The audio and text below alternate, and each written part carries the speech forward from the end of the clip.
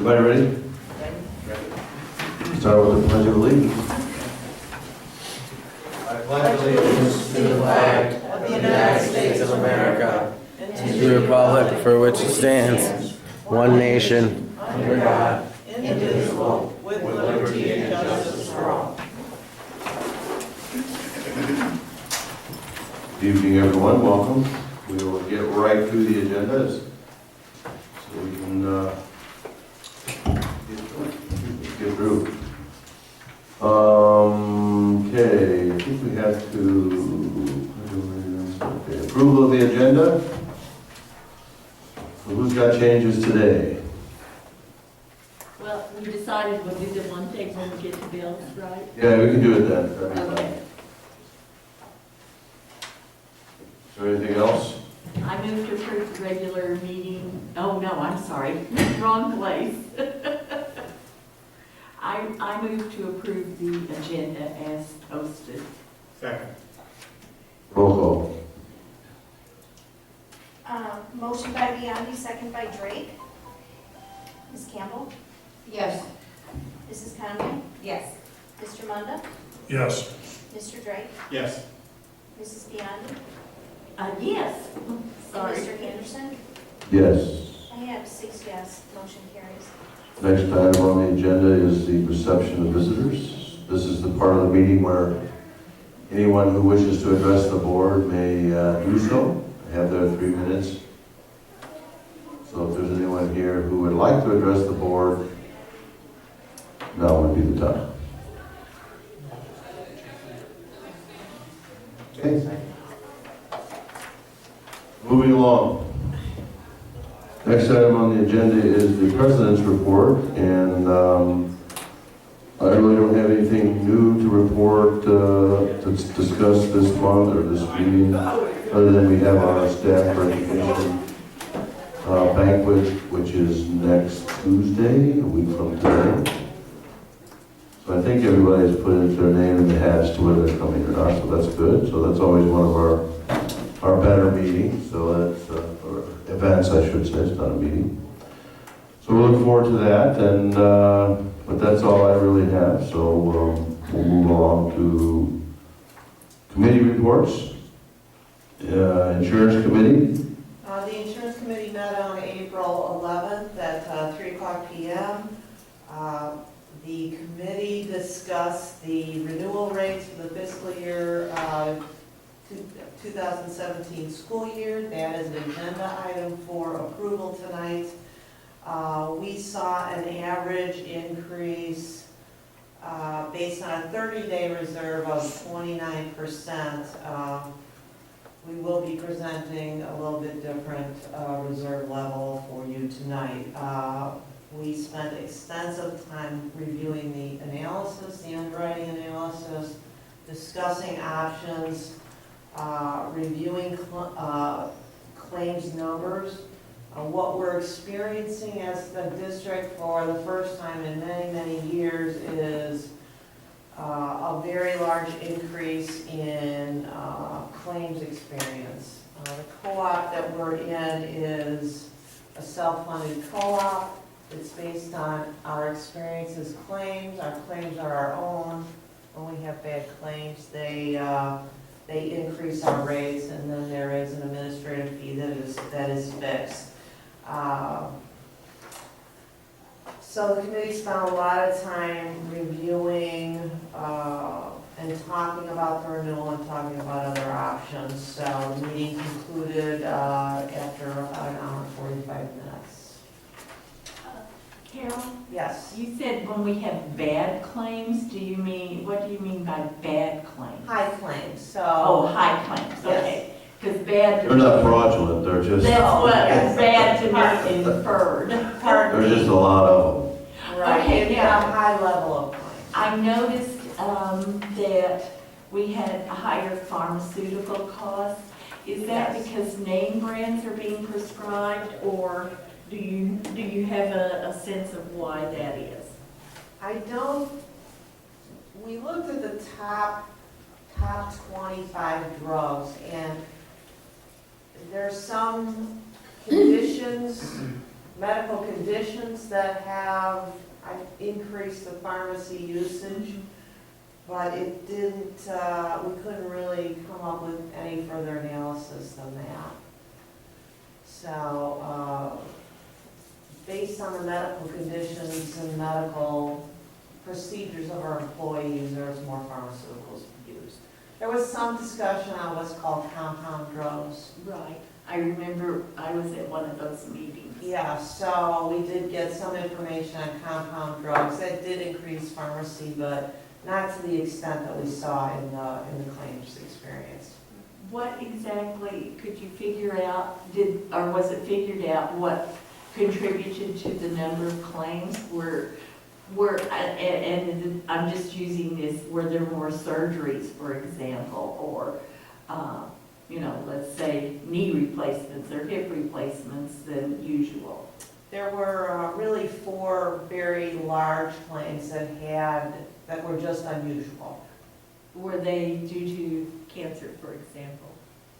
I don't think I could answer that. Okay, I just was curious because it's always interesting when we have an increase in cancer, for example. To me, that indicates we have a problem. Yeah, we didn't see anything like that. Okay, excuse me. Thank you for your help. You're welcome. One other thing I'd like to add in with that is the insurance committee itself. We have looked at some options, not necessarily that are reflected in the recommendation tonight for next year, but we are, I think, all committed to meeting more frequently and earlier relative to next year, so that if there are some opportunities to have some alternatives within the program or modifications in the program, that we're more ready to do that come January and February and March. So I know we have a meeting, in fact, in a couple of weeks to wrap up this year and set our dates for next year. So that was good work on behalf of the committee to want to meet more regularly and commit the time to look at some options. I think it's also interesting to note that our increases over the last few years have been very, very small.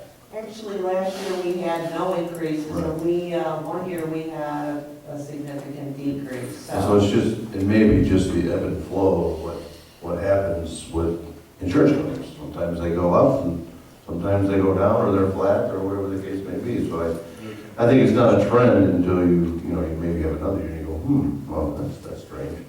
So, but we still need to analyze it very carefully, there's no question. Okay, policy committee. Thanks, we did have a policy committee back on April the 12th for the purpose of reviewing some recommendations that came in from the School Board Association and their press service, as well as we had a few of our other policies that are district policies that we either realized we needed to edit or add in one case. And so I'm going to read the policies that we reviewed at this point in time, so we don't have to read them later. But the ones that were not necessarily in this most recent press issue, whereas one was a new policy that Phil recommended, is 4:42, which is debt management at District 121. Keep in mind, board members, that anytime you see where it says at District 121, the reason we have that labeled that way is just so we can more easily identify those policies that are slightly different or significantly different than the press language. So I think it'll give us all, there's a lot of the policies that are exactly the same as press. We just keep them the same, and most districts keep them. The ones that we make our own in any way, it'll say at District 121. The second policy was 5:185, the FMLA at District 121, 6:280, promotion and grading at District 121. And then in the press issue was 6:130, programs for the gifted, 6:300, graduation requirements at District 121, 7:150, agency and police interviews, 7:190, student behavior, 7:200, suspension procedures, 7:210, expulsion procedures, 7:220, bus conduct, 7:230, misconduct by students with disabilities, 7:240, the conduct coach for participants in extracurricular activities at District 121, and then 7:305, student athlete concussions and head injuries. That was the entirety of the list that we reviewed. Okay, thank you. If there's no questions on that, we'll move along to the superintendent's report.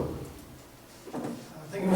Anderson, we do have our, in the board packets, our normal monthly school reports in regards to student behavior and attendance and enrollment. We had one for you since the last meeting from Pat Noonan regarding a requesting copies of our floor bidding project. So that was the one for you that did come in. We also have a treasurer's report that I think we're going to jump to now, Carol. Included in the board packet is the March 2016 Treasurer's Report. I'd like to just highlight the colorful page, which we call our dashboard. And this really is a very nice snapshot of what kind of the overall picture is at this point.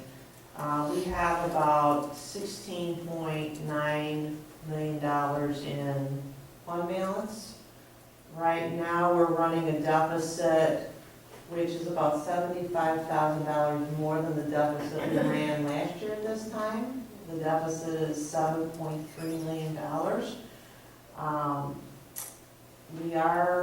Mr. Drake did mention that revenues do look high, significantly higher. Expenditures are also significantly higher, but that again is our IMRF payment that we made. So the money we borrowed, we put into revenue, so there was comparability. But you'll see at this time of the year, we are spending about $4 million more than we take in. And it continues from really February, March, April, and then May. At the third week of May, which is our critical time, we start to see tax money come in. So this is where we run down these fund balances until about the third week of May. And is why fund balance is so important to us. So I just wanted to make mention of that. We will be at the March 10th or May 10th meeting, we will have a finance committee meeting to go through revenue, salaries and benefits for 16-17, and hopefully provide you an update on what the end of the year looks like. Can I ask for something when you do that? Sure. Just for purposes of understanding what the actual cash flow is this year, Yes. and when we start looking at this year as an entity, for purposes of comparison from year to year to year, if you could just pull out that $4 million from both sides, Sure. from expenditures and income, just so you can, otherwise it just doesn't look relative. It's hard to really get a feel for how it's going from one year to the Yeah, next. we will pull that out. So, and that's why we were looking at the bottom line surplus Right. Yeah. deficit. So it's very, very close, which, is good news for us right now. Absolutely. I just thought it would be easier Yeah. to get a relativity once you're looking across more than We will do 1 or that. 2 years, so. And we're working on changes in format to the treasurer's report, which due to delays will not be till July 1st is our target date. Okay. Carol, can I ask a quick question? Sure. I noticed that for quite a while, we've had a bank account at Lake Forest Bank, and there's very little in it. Yes. What was that account originally set up for? Why are we keeping such a small amount? Lake Forest Bank is,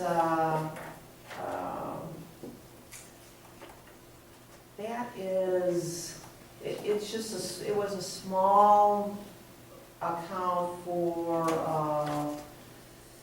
flex or claims or something. We can take a look into it and see what it is. I'm just curious, because we always just have that same amount, it seems Right. like, or a very small amount. All right, we can look into that. We do maintain our co-op claims funds at Lake Forest Bank, but we'll take a look at that and see what Okay. this is. That explains it, thank you. Thanks, Carol. We've been doing a lot of work, with our administrative team and on some of our building projects. We have a project list. It's a very dynamic document, changes almost weekly, but it's important to us because some of those big projects that for building improvements, to make sure that we maintain high-quality facilities and keep to our strategic plan and keep an eye on our largest physical investments anyway. The one piece of it has to do with right now, we might have put some projects on hold just because we're trying to figure out what exactly is going on with the Allman campus. So for those of you that have paid attention a little bit, the campus was built 20 years ago or so, and they've been keeping an eye on some of the structures just because some of the walls had some cracks at times, and there was some sinking, and we've been evaluating that, and then the most recent study that was done maybe 6 years ago, 7 years ago. Yeah, 2009.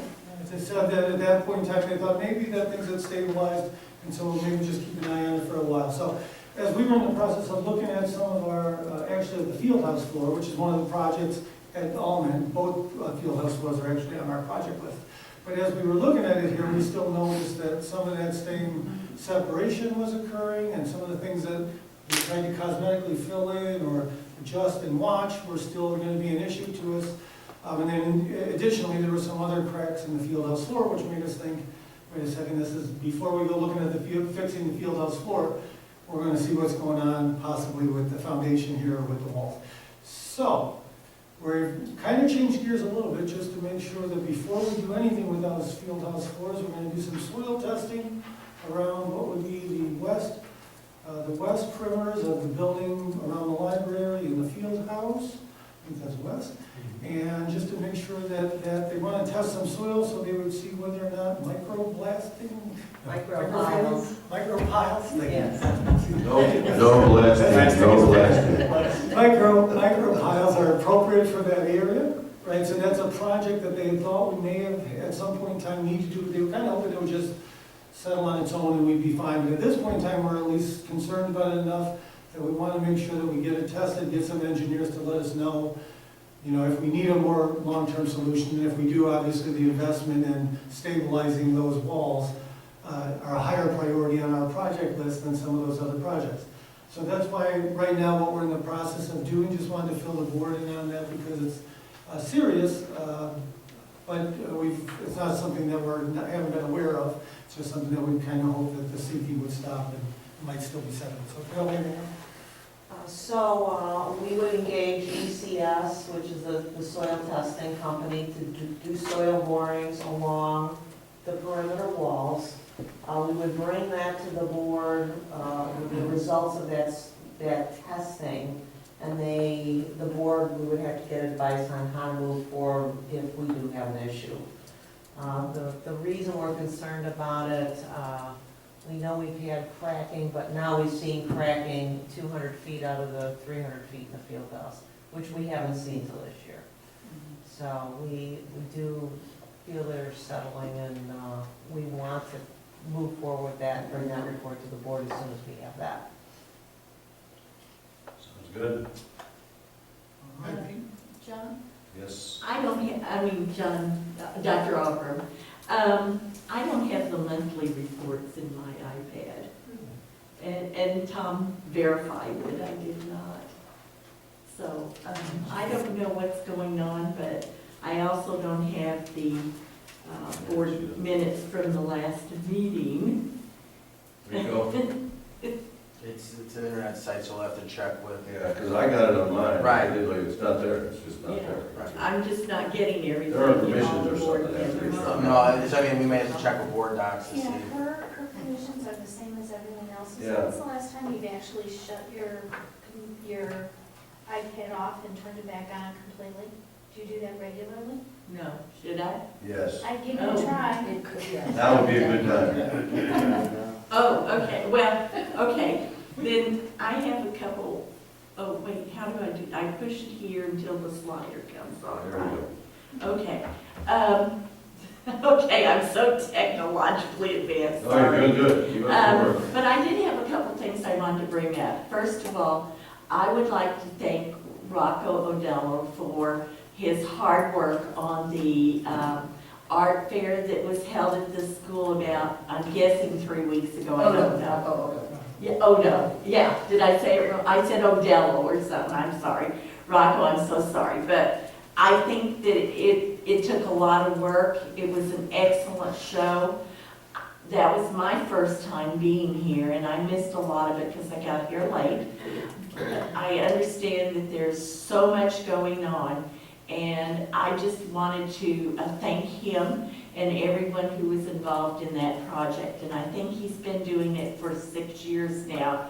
is what I understand. And so I think he deserves a lot of recognition for all the work that was done on it. He and whoever else, I don't know who else helped him.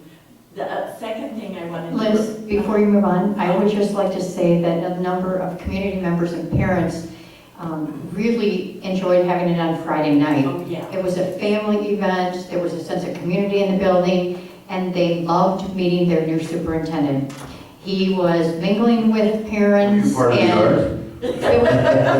Where's Father, or where's Dr. Robin? He was at the live art show, and people just really enjoyed conversing with you, meeting you, and they did recognize that you were there. And it was very much appreciated. And it was a phenomenal event. The sense of community and just the pride in the district that you felt with these families walking and admiring the artwork was fabulous. The other thing that was great this year, which they hadn't done in the past, is the feeder schools had their artwork here. So you saw artwork from Gurney 56, and there was some from Woodland and Milford. It was a fabulous event.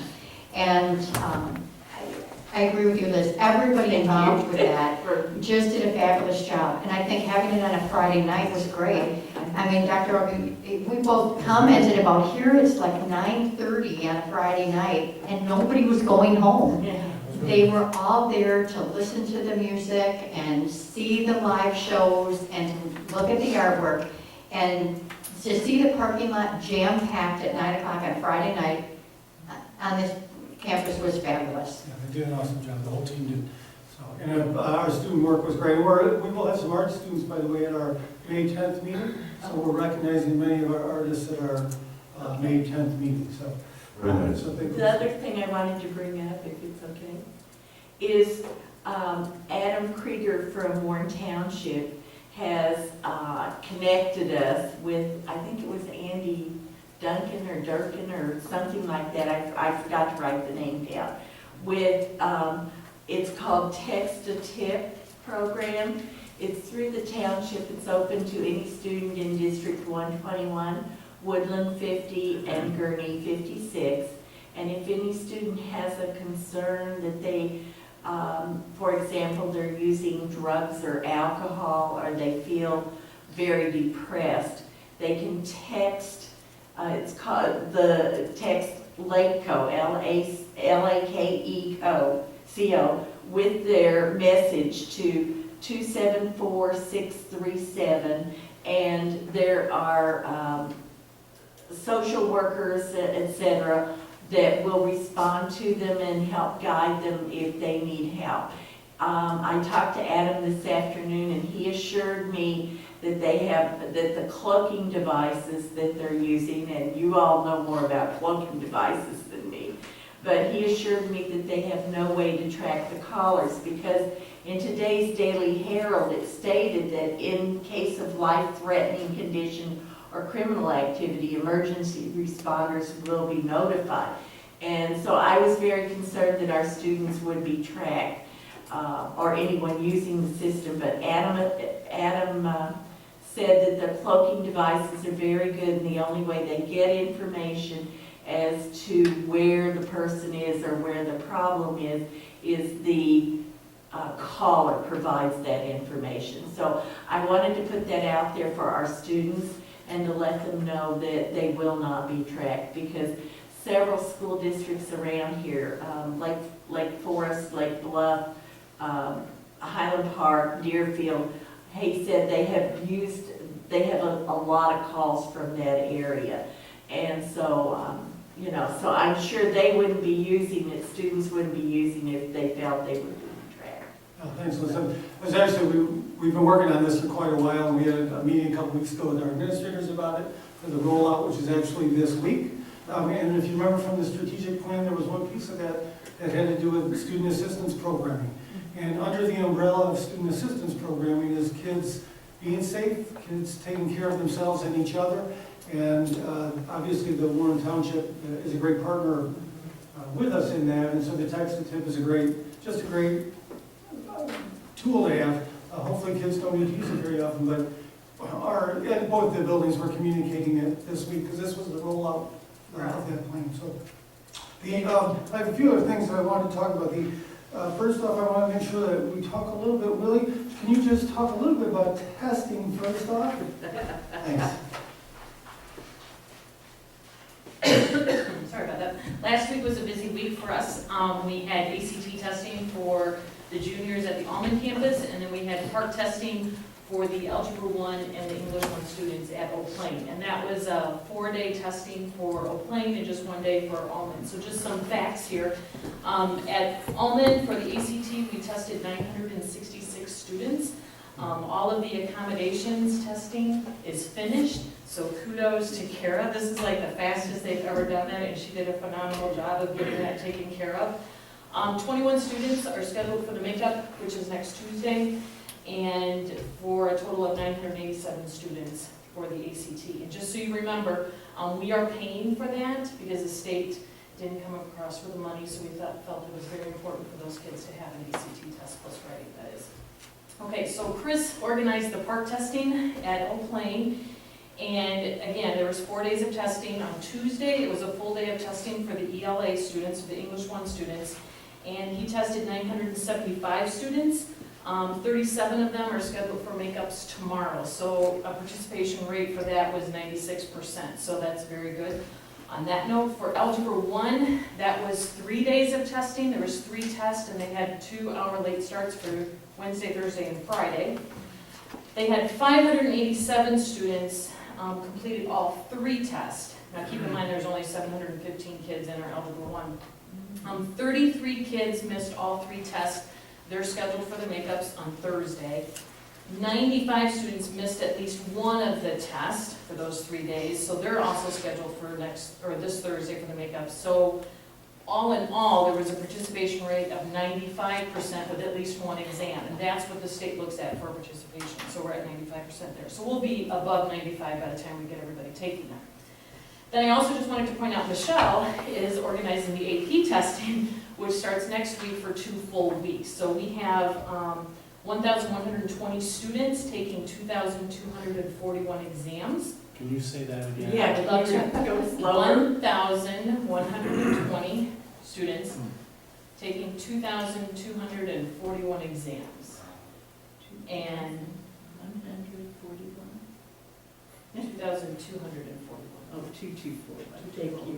So there's 300 freshmen and sophomores, and there's 820 juniors and seniors. So she's about ready to go for Monday, the very first test. So we're all on testing duty right now. Do you want me to point out the other 2 I things? do want you to lead from all those AP tests into the other 2 things. Okay, so we have 2 pieces of good news to share with you. The Washington Post has just posted their list of America's most challenging high schools. And Warren, for the 7th year in a row, has made that list. We're about in the same spot as we were last year, so just a little number here. We're ranked number 37 in the state of Illinois out of the 71 schools that were recognized. But if we take 37 out of the 674 schools in the state of Illinois, we're in the top 5%. So that was pretty good. In the United States, for the Washington Post, we are ranked 1,216 out of the 2,333 schools that were recognized. Again, if you take all of the public schools in the United States, we're still in the top 5% for the Washington Post. And for your, just knowledge, the Washington Post is just based off the AP exams, and they divide that by the number of students in your graduating class. Okay, so that's how you get a number, like 2.196 is ours. Then, Newsweek also came out with their posting of a list of best high schools. That's what they call it. Now, what's interesting about Newsweek is sometimes we're on, sometimes we're off, sometimes we're on, sometimes we're off. They keep changing the criteria. Okay, so this year, the criteria is a little bit more comprehensive, and it's very comprehensive, so it's kind of unique, and I think very special that we made this list this year. That criteria, I'll tell you the criteria first, is based off of the school is performing better than statistically expected in the state. So they have an expectation of how we would perform, and we would perform above that. The second criteria is whether our disadvantaged students, which are the Black, Hispanic, and low income, were outperforming the disadvantaged students in the state. So I think that's a good mark for us. Our graduation rate, which is always very high, and then our AP scores, which is always very high. So those are the 4 criteria. So our ranking for Newsweek is we're number 32 out of the state of Illinois. And again, we're in the top 5%. And then our ranking for the US is 865. So that puts us in the top 3% in the whole United States. The other thing that Newsweek does is they divide you into 3 categories, a gold, a silver, and a bronze. And the first 500 students are the gold level, and we are obviously in the silver, which is 7.6% of the schools in the nation. That's us. So I think that's a pretty good figure, and a pretty good percentage.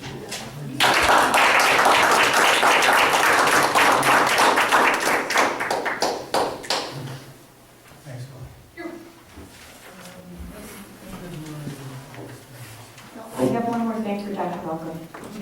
I want to thank you for including in the last meeting the department presentation, and particularly with special ed, because some people, if you don't have a special ed student, you don't really know what goes on. So I think it was great that it was done, and Corey and Kara did a fabulous presentation. I thought it was thorough, it was very informative, and I really appreciated that you included that, and I look forward to future department The VLO, ELL VLO is is up in May. So Yeah, it was first fantastic. meeting. So, Yeah, thank you for including it, and thank you You for did the a great presentation. job.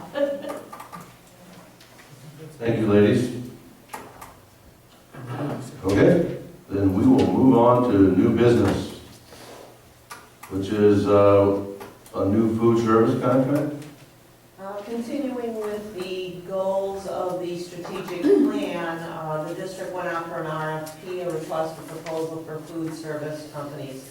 As the board and many people know, we had taken a survey of staff, students, and parents, and food service scored very, very low, maybe the lowest out of all the questions that were asked of the participants.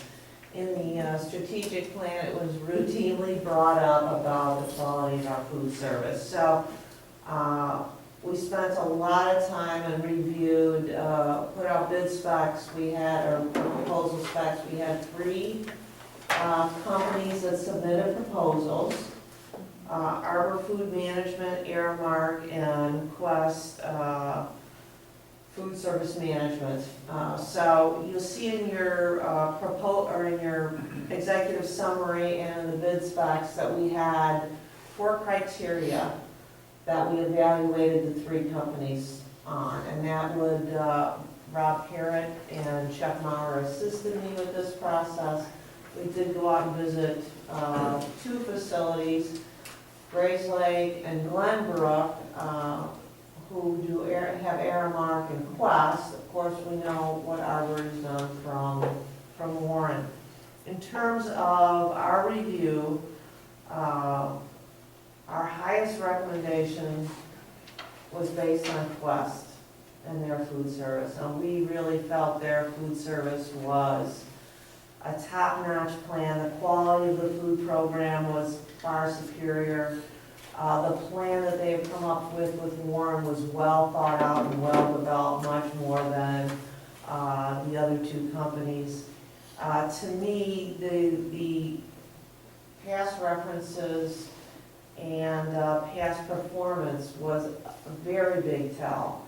When I went through the proposals that were about this thick a piece, I really paid particular attention to the references and went and followed through with many schools, including Mundelein superintendent, Mundelein's chief financial officer, Glenn Brooks.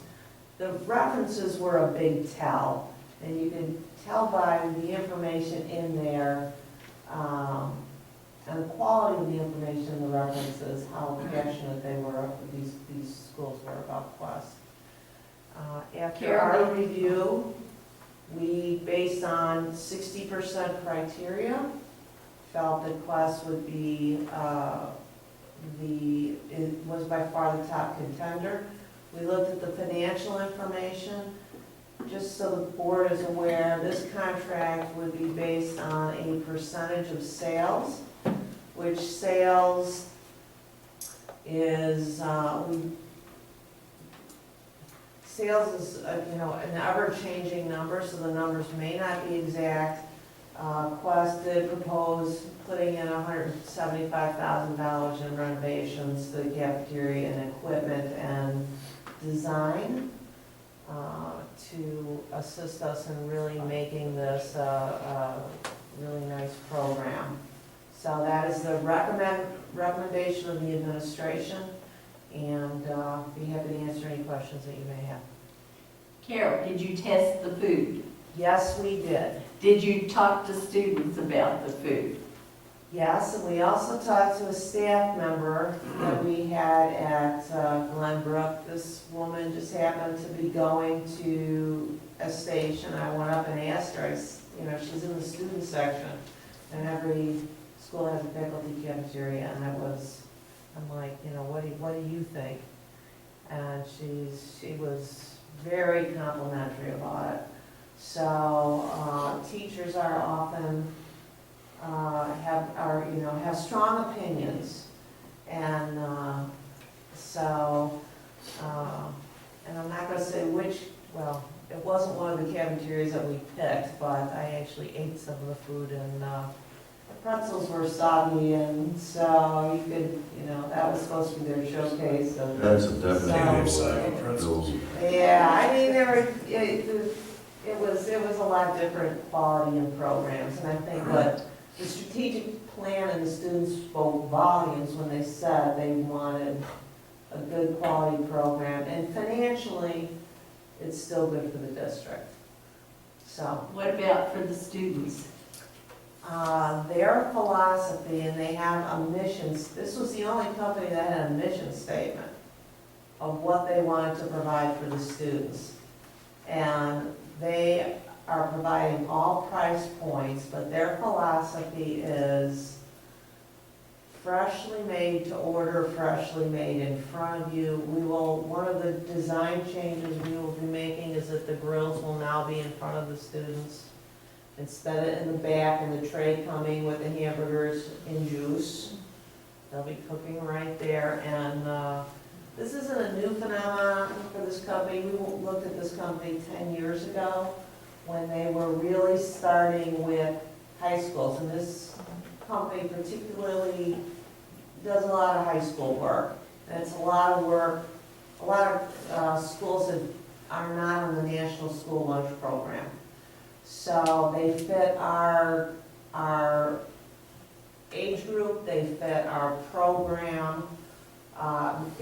Was much fresher food, and again, made to order, and the students spoke volumes when they talked to us. I went and got a burrito, and I watched the cook the burrito, help a student cook a panini, and do something else all at the same time. It was like, okay, they get it. They get it. They get that they gotta serve, they get that they have to make things fresh, they're making it in front of you. So, Price-wise is what I'm talking about. price-wise, they're gonna keep our existing menu will be the same price. Now, they're gonna try different things, and it's gonna be at different price points, but. When you say they have they're meeting our price point, but they're also gonna have other options Right, that Could could be more money. it could be But you more can still money. get the same slice of pizza for the same amount of money, Right, or the right. same hot dog, or whatever the case Right, may they be. have committed to, for the things that we're serving now, to maintain the same price. So the guy behind me isn't gonna pay $20, not $20. Right. I'm being facetious, but more money than I pay for the same thing, because that's what's currently happening. No, they'll be paying the same. So Okay. again, if I'm ordering a slice of pizza, I'm paying the same for that slice of pizza this year or next year. Okay. Because I had a parent call me recently, and they said, my kid spent $14 today in the cafeteria, and I'm really upset with the prices.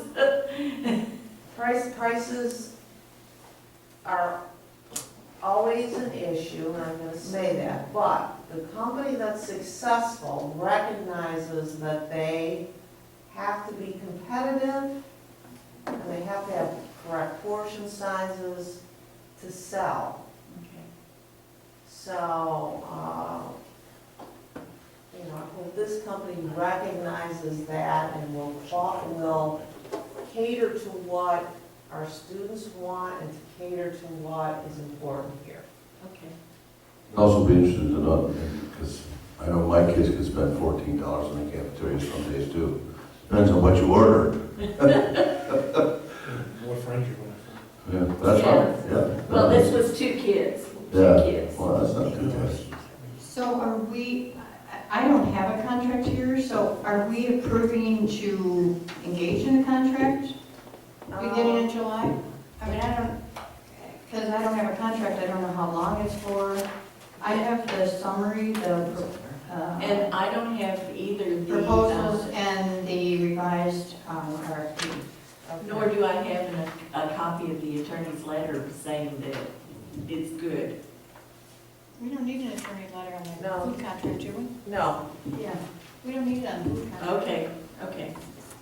the bid is actually the contract. Oh, The bid is The bid is always the contract, so it's an offer and acceptance. I'm just looking to see, we do have a 2-page, Where is the contract? Is it the food financial proposals? the RFP. is the RFP contract. revised? That is the actual contract, but what oh, we generally will do is do a 2-page, and I'm just looking to see if it's at the back of this document, because it wasn't so it's included gonna in be the Schedule bid. A? Is that, Schedule A is gonna be the contract? Where is that right? It's delayed. It's like pages I'm just. 4 and 25. Twenty-four is, Okay, there you go. It is page 24 and 25 is Oh. the actual Oh, contract. okay. And then the bid document provides the detail. So if you'll notice, it does say in here that the documents, it's item 2, the documents comprising the entirety of the contract are the proposal documents entitled Invitation to Propose Food Service Management as submitted. And that is the supreme document. Supreme. Supreme document. is there a taco supreme? There's a burrito supreme. So thanks, Gene. Yeah, and it goes through 2021, it It's looks like. actually, no, there is no expiration on date on this, there's a termination. So what's a little different about this one is, whenever you do a bid, it's you spending money. So we will not be issuing the food service company a check. They will sell and they will issue a check monthly for us on the revenue. We get a percent of revenue, and then we get $175 to do cafeteria renovations. Now, where's the 175 in the contract? That was based on, there's a clarification email, because they did talk about their provision to provide equipment, so I'm not sure if that email got put in here or not, but. And then what about, it doesn't say the percentage that the district will receive in number 5. Yes, it does in, there's another, we've got a summary of each of the 3 vendors that are proposed. So if you look at food financial proposals, which is one of the documents, it's Schedule G. Schedule G tells what percentage of revenue, their calculation of revenue, and their average cost, or average sales per pupil, which is also a big information piece for us to see how the food service companies compare. Because if we're a larger school than some, you really have to do it on a per capita basis. So you do have the 3 companies that proposed. Okay, so they're providing us with 10% of the sales. Correct, plus $175,000. Where's the hundred, I'm sorry. That was sent in a It's clarifying on the email, email. remember, she just said you're getting that in a different email for the Mhm. 175,000. But I don't have it on the iPad currently. No, you That's don't. correct. It's in the summary. You know what, I do have the document right here. It's right here in the summary. It is in the summary. Yes, it is in the summary. 175 marketing equipment. It's in this. Here's the email, if you'd like to see it. Oh, yeah, I see where it says 175. Okay, All right, so what exactly is the contract? Because I don't want to end up like Palatine. Again, if you look at page 24 and 25, That's that's the contract, the physical which- contract. Which does not say, which does not state the percentage. Is that going to be written in? The bid document, which has the percentages in, will be attached to the two-page contract. And again, in section 2 and section 3, both number 2 and 3, it does talk about the document. The bid document, or the proposal document is really the proper name for it. it does say that they're all in there. So the bid document is, is part of It's the part of the named in the contract. contract as the overarching details that go with it. So the bid document and the contract together form the binding agreement. And this is actually the same we do with Right. security and all our other contracts. All good. Okay, so, Can I move to approve the Mhm. food service contract with Quest Management Services starting July 1st, 2016? Second. okay, we have a motion. You've answered questions. Let's vote. Roll call. Motion by Conway, second by Munda. Mr. Drake? Yes. Ms. Campbell? Yes. Mrs. Biondi? Yes. Mr. Munda? Yes. Mrs. Conway? Yes. And Mr. Anderson? Yes. I have 6 yes, motion carries. Moving on to the renovation of the Oak Lane Pool. As part of our long-term plan that was presented to the district, to the Board of Education in November of 2005, renovation of the sand filter, which was at end of life, and renovation of some air handling equipment was included in the long-term capital plan. The board was presented that plan. We did go out to bid and receive 2 bidders for these services. FGM put together the bid documents and was at the bid award with myself. The lowest bidder was B Liner Lean Services with a bid of $279,000. FGM has vetted the bidder, done reference checks, reviewed their projects. They are making a recommendation that B Liner is the lowest responsible bidder. And in order to get this project done in July, we're asking the board to award the bid for the pool renovation project to B Liner Lean Services in the amount of $279,000. Any questions? I have a question about FGM. So when we talked about interviewing architects, because of issues with FGM on the big renovation over at Oak Lane, I guess, I don't know what the architects thought. I thought that the new architect would be involved in this. And I have concerns about FGM overseeing, and it appears in the paperwork, they're acting like a general contractor, But for them to oversee this, when they were involved in an issue on the other project, I have problems with their involvement, and particularly if they're involved without somebody overseeing them and double checking them.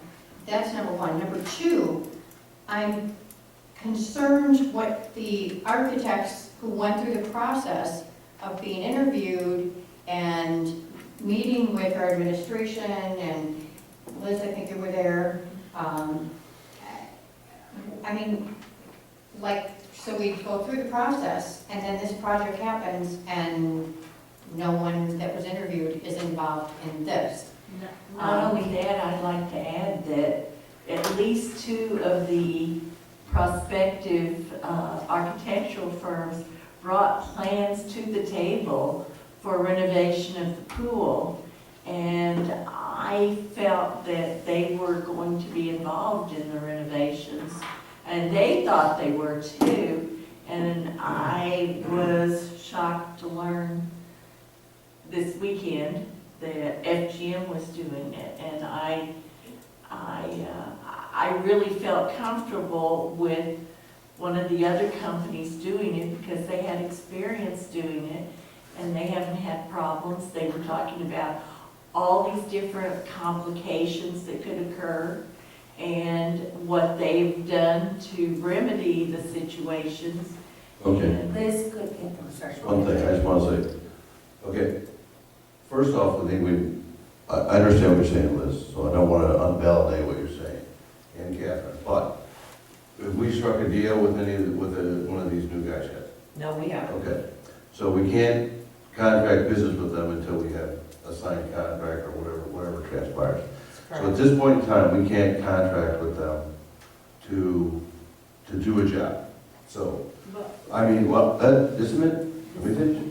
We have to have that. Now, the question becomes then, this is the question we have to answer, is do we want to wait, or can we wait? Because it would have to be a whole nother, you have to wait till you get this contract signed, they're done, and the project has to be done over the summer.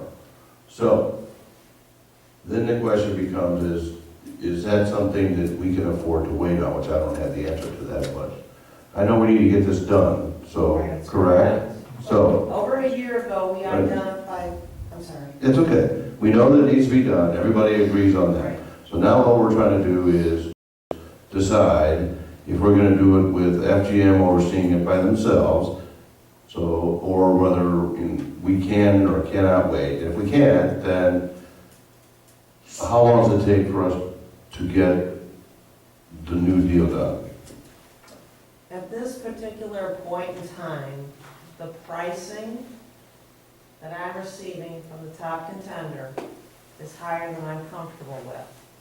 So there's a negotiation There is process. a negotiation Okay. process currently going on. Very good. Well, So- can I ask a question? Is part of the problem because they thought they were gonna be renovating the pool? No. No, absolutely That's not. why. Can I interrupt No. on one thing? Because it was made clear by Carol earlier that the pool would not be in the contract with the new architect because of the timeliness of the pool matter. It was brought to the attention of the board at a meeting that it was not going to fall under the umbrella or Right. the contract with the new architect. That was very clear, made Right, it clear to so what's me. the plan B to ensure that we do not have the same situation with this renovation that we had with FGM on the big one? So what's the plan B to ensure that? Because we already have a track record for them. I know what you're Where when the saying. project was Okay. completely done, they come back and it's like, oh, we made a mistake. Another $65,000. And then they admitted that they made a mistake. So if Okay, I we understand. move forward, we need I got it. plan B. Got it. Okay, so what I'd like to do then, let's just think about doing this. We need to approve this so we can get this going. But we can figure out a way in the meantime to have someone else look over this deal at the same time. Because we've had construction managers before. And there's people that do that for a living. We had one on staff when we were doing all of our big renovations, that he was our guy at every project. We had the architect, the general contractor, and our guy was there all the time. So we can contract with a guy, whoever that would be, I don't know. At this moment, I don't have one in mind. But surely there's somebody that we can hire that could be our eyes and ears in this deal, just to make sure that, FGM doesn't make a mistake, and we don't rush into a contract with another architect that we'll be unhappy with. Would that be okay? I think that's a good point. Okay. So, Okay, so then, we'll move forward. assuming we move forward tonight, We will. what's the completion time? What should be July. Darlene services say?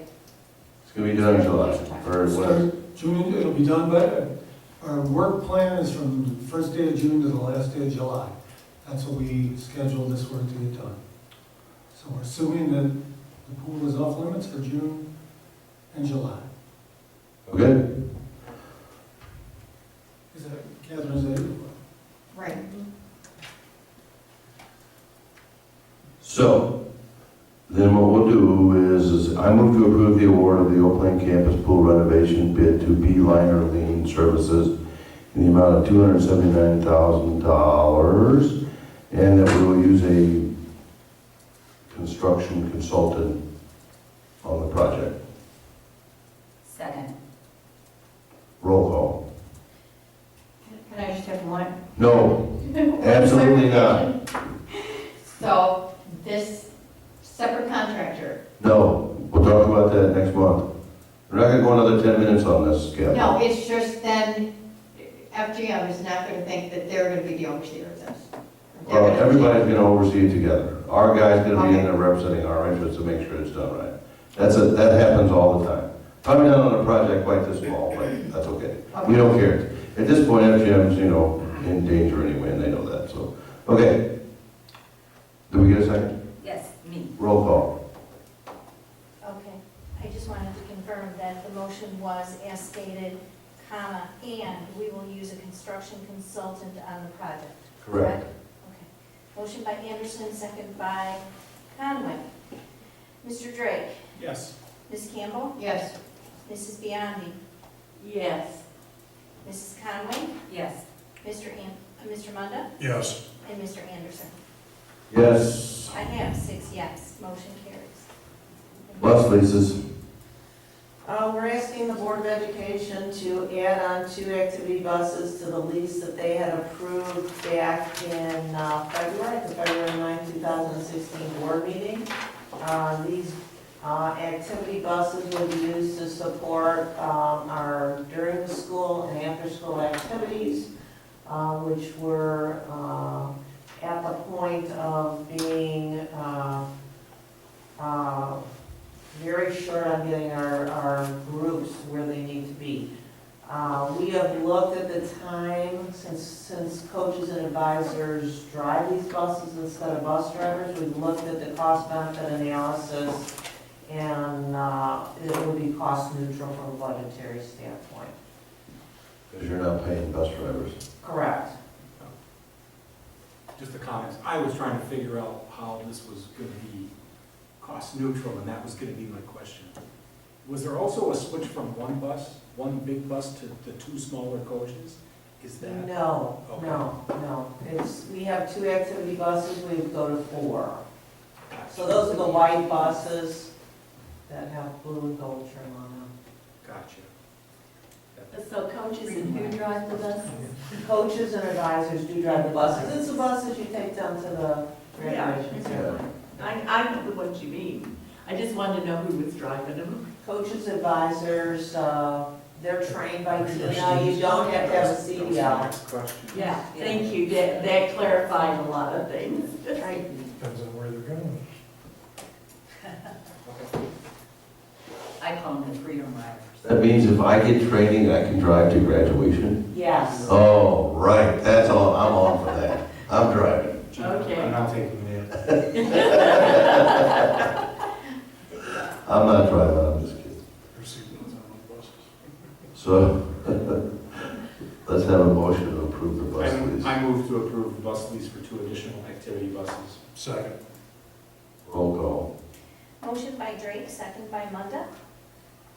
Ms. Campbell? yes, Mrs. Conway? Yes. Mrs. Biondi? Yes. Mr. Munda, Yes.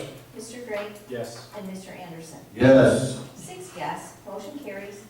Next is medical, dental, vision, and life insurance. Again, based on our claims experience for the cooperative, our underwriters are recommending an average increase of about 24% for our PPO 500 plan. The HMO, which is a fully insured product, would have an average overall increase of 2.9 to 3.4%. You have the rates summarized on the documents in total. We've done a lot of discussion with the superintendent and members of the committee. At this time, the rates are based on an estimated 15 days of reserves, which allows us to smooth out the increase, slightly look to have improved claims hopefully for next year, and then hopefully everything will kind of revert back and swing back. But the administration is recommending that we approve the rates, insurance rates as presented. We've also just, one other thing, we've also been working with the union through this Yes. process as well, just so they were aware of, where this decision was coming from, where the recommendation, and the communication afterwards. So Right. we've been part of the discussion all the way through. Carol, I have a question about executive summary health insurance renewal. Yes. In that, on the second line, it says, insurance premiums for the plan year beginning July 1st, 2015. I'm a little bit confused. Are we paying behind, or do we pay? I'm sorry, that is a typographical error. I thought it was a scrivener's error. Thank you for pointing that out. Thank you.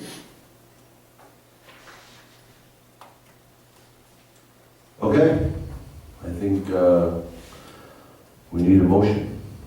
I move to approve to renew the medical, dental, vision, and life insurance with Lake Regional Benefit Co-op as presented for 2016-2017. Second. I have one more question for Carol. Yes. What do you anticipate the total amount of this being for next year? And so what number are we going to anticipate in the budget? For 16, 17? I've already plugged the employer's portion in which will be presented at our May 10th meeting. So are you asking what the overall increase is? Yeah. It looks like about $500,000 in additional cost. So it'll be last To year, the like employer, it'll be around, five to 700,000. So that'll make it over 7 million for insurance? No, you're looking at, well, in total, employer and employee share, yes. Okay. But We the don't pay all employer that. share, we don't, that would not be the employer share. Next question, how will that affect us Cadillac tax-wise? We're having a calculation done. Once these rates get approved on the Cadillac tax is in effect in 2020. So that will be part of the discussions of the insurance committee and the Board of Education on looking Where we go, forward right. to see Right. our impact. Okay. We have a few years to adjust to that, so I think that, that's why you gotta have a lot of conversations as you go Right. forward, because it's getting harder and harder, and there are some options actually for people with children and family to go outside this plan and get their own policy for a child for a lot less money. A lot less money. Because children don't cost much, really in reality, individually, children don't cost you that much to insure. Or your spouse if they're young, if they're in their 20s, it's because they've changed the way they bill, so that the young people pay nothing and people my age pay everything. So it's really an interesting dilemma, and I think we're going to do some of the coaching with that with our employees too, to make sure they understand the value of doing that too. So,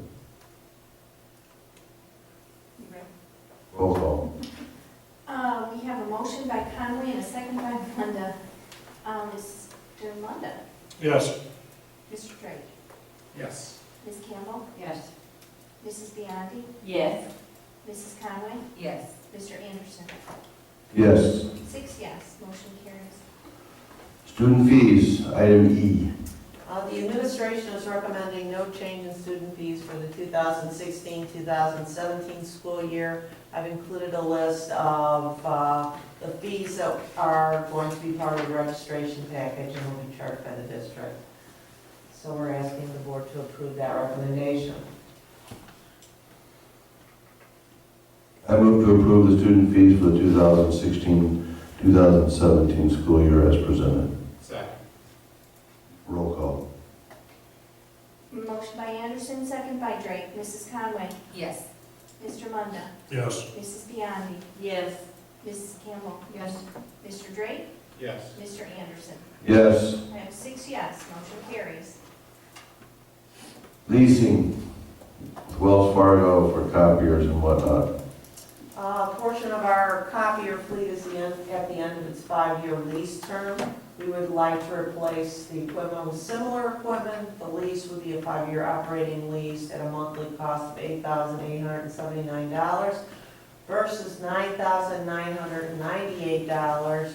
Over the 5-year term, this would be a savings to the district of $67,140. With an additional $10 million copies added to the lease. Yeah, I read 10 million too, so. 10 million copies added to the lease. And it's gonna be cheaper. And it's gonna be cheaper. Good work, Carol.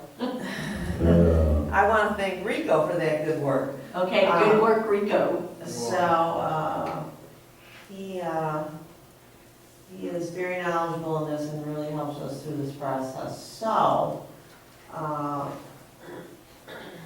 Mrs. Campbell had mentioned to me about, Ms. Campbell, about the opinion of council letter.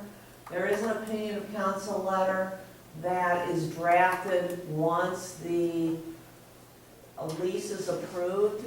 So I believe you would like to change the motion. I hate to speak for you, That's but okay. These two. I move to approve the 5-year lease with Wells Fargo Financial Leasing, Inc. for copiers and devices as presented with approval of the opinion of council. With the approval of. Isn't it pending approval Okay, because, pending the approval of because we don't council. have their, Right. yeah. Okay, we don't have- so I move to approve the 5-year lease with Wells Fargo Financial Leasing Inc. for copiers and devices as presented pending council approval opinion letter. Second. Does that work? Okay, roll call. Okay, here, No problem, we got time. devices as presented pending council opinion letter. Pending council approval letter, right? Opinion letter, but. Okay. Motion by, Anderson, thank you. Seconded by, I'm sorry. I didn't hear, who was saying? Linda. It was me. Oh, Michael, All right, I'm sorry. that's Motion fine. by Anderson, second by Munda. We have Mr. Drake, Yes. Mrs. Conway, Yes. Ms. Campbell, Yes. Mrs. Biondi, Yes. Mr. Munda, Yes. Mr. Anderson. Yes, I have 6 yes. Motion carries. staffing plan, For the board, I just brought forward a revised staffing plan for next school year, and as we've talked about, we were able to reduce sooner than we anticipated one business education position due to an internal transfer, so I just wanted to capture that on our staffing plan. okay? I'll move to approve the revised fiscal year 17 staffing plan as presented. Second? Motion by Munda, seconded by Biondi. Roll call, I'm sorry. Mrs. Conway, Yes. Ms. Campbell, Yes. Mr. Drake, Yes. Mr. Munda, Yes. Mrs. Biondi, Oh, yes. And Mr. Anderson. Yes. 6 yes, motion carries. Technology consulting contract. I move to approve the technology consulting contract with McQueen Technologies for the 2017 school year, with the stipulation that board members are allowed to talk to the primary people at McQueen Technologies. Second. What? What? Yeah. It's simple. When I talked to Mr. McQueen trying to get some information from him regarding the report that he submitted back last year, and I think that McQueen Technologies is a great company. They've brought out a lot of problems for us, but they have been directed that they are not to talk to anyone on the board or the public regarding any contracts or information. I feel this is inappropriate since we, the board members, approve the contract and we should have the right to talk to these people to find out things that are going on. I think I called him about part of his report and he told me that I would have to talk to the business manager, and shortly after I talked with Mr. I don't remember how to pronounce his name, he apparently called Carol, and Carol called me and said, yes, you're not supposed to talk to them, that all the information is funneled through me. I do not feel that is appropriate, therefore my motion was that board members could talk to Mr. whatever, I think it's McQueen. Whitburn Sakara. Pardon? His name is Whitburn Sakara. Thank you. Thank you. So I don't necessarily agree that any board member should go out and question contractors individually about details of information for a couple reasons, one of which you may or may not know what has transpired in the meantime. And also, I think if there's information that we all need, it should all be brought forward at the same time. So I think that, for me, I think the process should be, if you have questions about a contract like that, you should contact Carol and let Carol contact Rico or whatever, but we can't have, I think it's inappropriate for board members to go outside of, the structure of the process and say, I need information, I'm gonna question you about whatever. And I just don't think that's. This was a question about a report that Understood, we but- gave to the board in I writing. understand what you're saying, and I don't, there certainly are instances where that would seem logical, but once it starts, it's a downhill slope that I personally am not prepared. I don't want to have me doing it, I don't want to have anybody doing it. Here's the problem, John. Mhm. By the time I call Carol, she calls Rico calls McQueen Technologies, it's watered down when I'm trying to ask the questions. Well, we can ask him to come back. Right. Okay. He can come back and talk to all of us. Okay. That's the That's process. fine. Yeah. That's fine. We'll get him back. If you have questions, we'll say, come back here and give us another report, or you can ask the same questions of Rico, and maybe he has an answer. And if you don't like his answer, then we can get some McQueen to come back in, and we can ask them directly. It's not an intent to not give you the information. Okay, I just wanted to be clear Right. that we need information. I understand that. And that's what I was trying to get at. So would you like to amend your motion, or would you like for us to all vote no on it and then do another motion? Can I just make a comment, John? Because I agree with you, but what I would like is that when, whether it's McQueen, whether it's the food service, whatever, I think that when they want to do business with us, they should be here at the board meeting. And so if we have some additional questions, they're the ones who should answer it, because we're doing the contract with them. And I really think that, it says that they really want to be a partner with us if they're here and they want the business. It shows they appreciate us as a customer. Which, I understand what you're saying, Kathy, but they did. They came here and made the presentation. Right, but now it's I understand. education. Now they. I don't disagree with that. so Okay, It I just don't would necessarily be, disagree with that. okay. But okay. at this point, we'll get them to come back in. He's coming back Yeah, in. when we Okay. need them to come back? Yeah. Okay. Yeah, you got I will amend my motion then. I move to approve the technology consulting contract with McQueen Technologies for the 2016-17 school year. Second. it. Thank you. Roll call. Okay, now the motion's by Biondi and seconded by Munda. Ms. Campbell? Yes. Mrs. Conway? Yes. Mr. Drake? Yes. Mr. Munda? Yes. Mrs. Biondi? Yes. Mr. Anderson? Yes. I have 6 yes, motion carries. We have a resolution in support of Go Gurnee. I move to adopt the resolution in support of Go Gurnee. Second. Roll call? Yes, ma'am. Mr. Munda? Yes. Ms. Campbell? Yes. Mrs. Conway? Yes. Mr. Drake? Yes. Mrs. Biondi? Yes. Mr. Anderson? Yes. 6 yes, motion carries. Board policy, first reading, is that what we just did? We did that already, Superintendent. right? Payment of the bills, shoot list. I move to not pay check number 330309 to Hodges and Louisi for $10,374.25. So you're making a motion just to not pay them specifically? Not pay them specifically, correct. So if we want to pay them, we have to vote yes. Or do you want to have that as a separate motion, or you're making that motion? Oh, can we just do it as a separate motion? Okay. That's fine. So we'll make that check as a separate motion. I'll Okay. withdraw my motion. Okay, good. So then we got, so then we have to say, I move to approve the payment of check 330309 to Hodges and Louisi, excuse me, for 4/26/2016 in the amount of $10,374.25.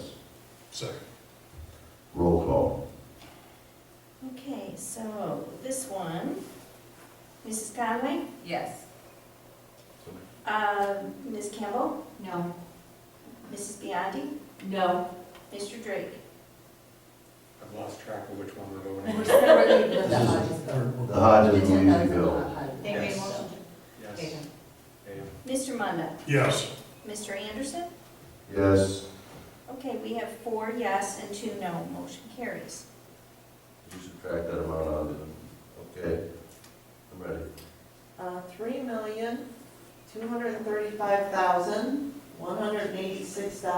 $3,235,186.79. I move to approve the payment of the bill for 4/26/2016 in the amount of $3,235,186.79. Second. That's Mr. Drake. Mr. Mr. Anderson, Mr. Drake. Okay. Mr. Roll Munda? call. Go right ahead. Mr. Munda? Proceed. Yes. Ms. Campbell? Yes. Mrs. Conway? Yes. Mrs. Biondi? Yes. Mr. Drake? Yes. Mr. Anderson? Yes. I have 6 yes, motion carries. Hiring recommendations, Exhibit A. I'll move to approve Exhibit A hiring recommendation numbers 247 through 257 as posted. Second. Roll call. Mrs. Biondi? Yes. Mrs. Conway? Yes. Ms. Campbell? Yes. Mr. Drake? Yes. Mr. Munda? Yes. Mr. Anderson? Yes. 6 yes, motion carries. Next one is the minutes. I'll move to approve the regular meeting minutes and executive session minutes of April 12, 2016. Second. Roll call. Mr. Drake? Yes. Ms. Campbell? Yes. Mrs. Biondi? I abstain because I did not have the minutes in my agenda tonight. Mrs. Conway? Yes. Mr. Munda? Yes. Mr. Anderson? Yes. I have 5 yes and 1 abstention, motion carries. That's the last item on the agenda, so I move we adjourn the meeting. Second. Roll call. Mr. Drake, Yes. Mrs. Biondi, Yes. Mrs. Conway, Yes. Ms. Campbell, Yes. Mr. Munda, Yes. Mr. Anderson. Yes. I have 6 yes, motion carries. Thank you, everyone.